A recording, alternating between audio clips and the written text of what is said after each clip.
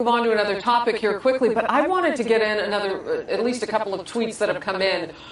T.C. Slape is listening to the insiders take Republicans, Democrats, everybody to task, and he says, look, U.S. congressmen and women, the president, and the Supreme Court need to set this immigration thing up now. They need to upright it now. Pat? Yeah, well, they could. They could if they wanted to lead. We have a political system that doesn't, and we've talked about this, it doesn't represent the people.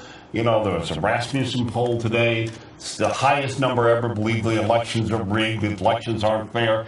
And half the people for the first time really want to just pick people up in the phone book. We have a dysfunctional government, a people who are not represented. I've talked about this, we talked about the program I've been working on. I am telling you, this is because they will not lead. This is not that hard to solve. Am I wrong? You are absolutely right. Well, when are they going to do it? Because if we look up and have 90,000 more children by October, or a total of that's a prediction. We will have 90,000. We won't solve it. The election will in large part be about immigration. We've put politics ahead of people, and it's a tragedy. Wow. And you're right. I mean, if you look at the date that this data came in, 90,000 by October. Well, that seems odd that they picked that number. Well, it's been about a year then since they started. But it fits into all the other things that each week with you, we've been talking the VA thing, right? And it goes on and on. And the IRS. Benghazi, all of it. And it has to lead eventually, maybe 2016, the thing that brought the three of us together, which is, will there be someone who comes along and says, the hell with this? I'm going to run against all of it.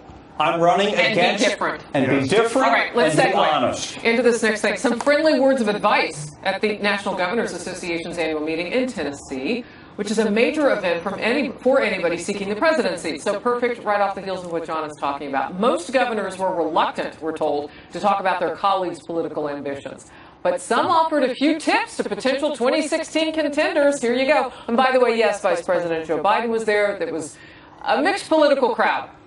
Politico.com article writes about this, and they took note on several of the things that these governors gave in terms of their advice. Can we pop those up on the screen? Don't fear Hillary Clinton. These are some of the words governors... There's something missing here. What is that? Here's what's missing. No positive agenda for change. For the country. All right, so this is for the GOP. Yes, I'm sorry to interrupt. Welcome a competitive primary. Hang out with the governors. That just destroys the whole thing. Have diverse experiences. Didn't really drill down much on that. I'd be curious to know what that is.